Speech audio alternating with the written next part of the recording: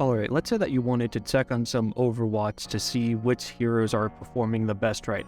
So you head on over to Overbuff, set the game mode to competitive, roll damage, skill tier, grandmaster, time window this month, and then you view all the heroes by win rate, and wait, what? Symmetra?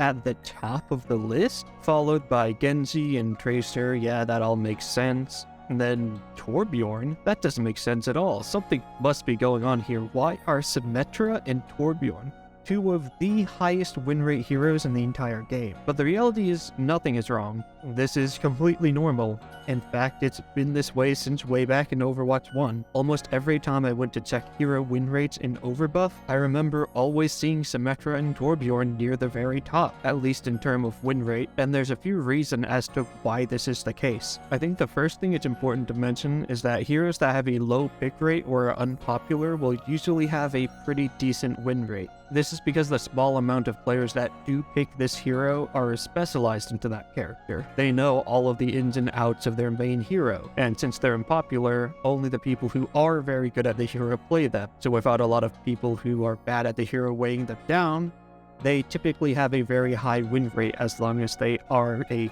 competitive hero and aren't just completely awful. Nobody except for Symmetra one-tricks boot up Overwatch and think to themselves, damn, today is just really feeling like a Symmetra kind of day. Symmetra has the most complex utility in her teleporter, and nobody but those who know how to use it even play her. She has the lowest pick rate out of all the damage heroes in the game, and because of that, she also has the highest win rate in the game, since she does have very strong abilities. Now, to get into why they're so strong, it has to do completely with their abilities. Torbjorn and Symmetra both have very different abilities in their kit compared to other heroes in the damage role. While most damage heroes have what I like to refer to as greed abilities that are used almost exclusively to improve the hero's own performance, such as burst damage for confirming kills, mobility to help them flank and stay alive, and even invulnerability and self-healing abilities to keep themselves alive. Instead, Torbjorn and especially Symmetra are both built around utility that is useful to their entire team in the form of their turrets, which while they still do deal damage and get kills, they have a massive range of potential with different options that they offer.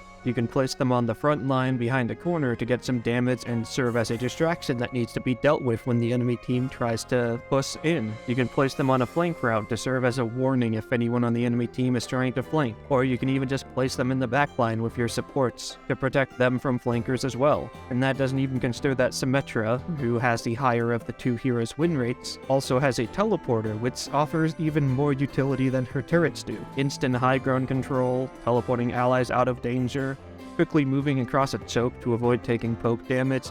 Teleporter is an insane ability that offers so much value to your team if you can use it correctly. In addition, both Symmetra and Torbjorn also have pretty decent primary weapons. Earlier versions of these heroes, and I mean like way earlier, like the first year of Overwatch 1 levels of earlier, suffered from being a bit too gimmicky, relying too much on their utility and not having enough strength in their primary weapon.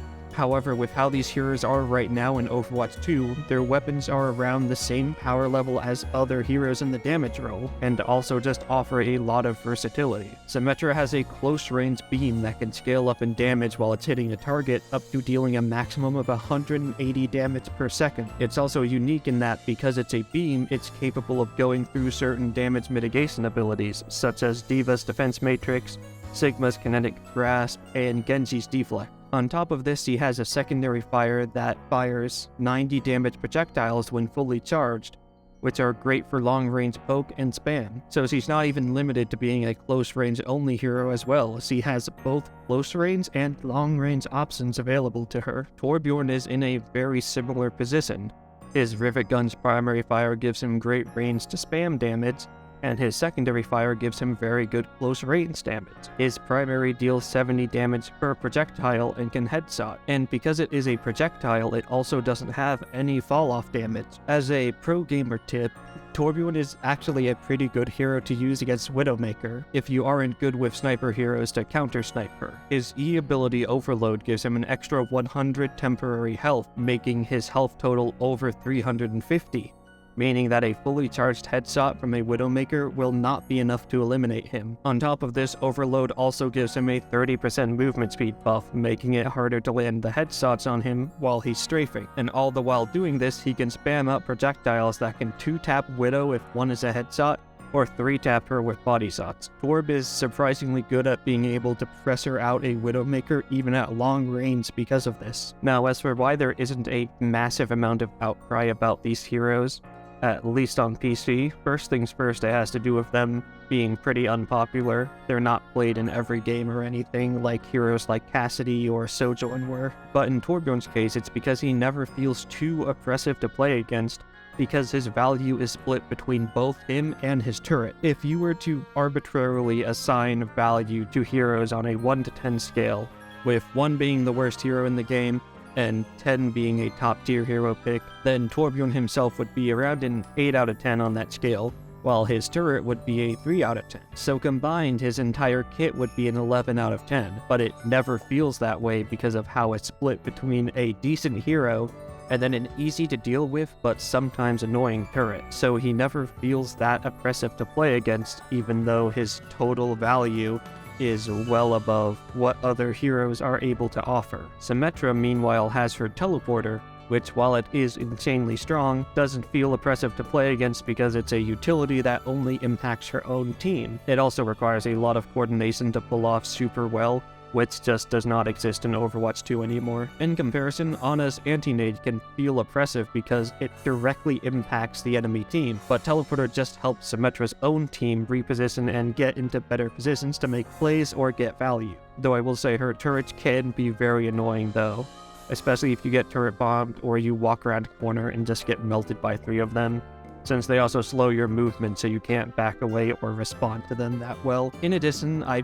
feel like there is one new character that fits into the same mold as Symmetra and Torbjorn do, with the new changes that they got in Overwatch 2, and that hero is Mei. In Overwatch 2, Mei's primary got a pretty beefy overhaul. Instead of freezing an opponent and then setting them up for an easy headshot with her secondary fire, her primary fire is now a 100 damage per second death beam that also slows the target down by 40% and can hit multiple enemies at the same time. And just like Symmetra and Torbjorn, she also has her secondary fire, which provides her with a form of long-range damage as well. She also has a base 250 health and an ability that makes her invulnerable for a short period of time, while also reloading her weapon and healing herself. And if that all isn't enough, Mei also has an incredibly strong utility in the form of Ice Wall. Ice Wall is absolutely insane, especially if you pair it with a rush composition.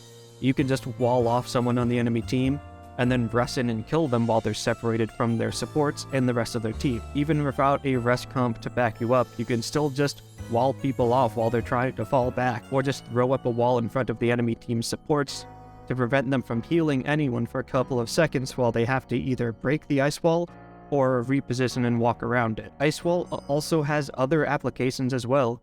You can place Ice Wall in a choke to cover for your team as they move in, or line up your team and place an Ice Wall underneath them in order to boost them up to high ground. And while Mei hasn't quite caught on yet in Overwatch 2, she is slowly becoming much more popular, and is currently even seeing play in Overwatch League, as well as also having the 6th highest damage win rate in the entire game. Anyways, that's it for this video. Please like and subscribe and comment if you wish Mei would freeze you to death IRL. And until next time, see ya.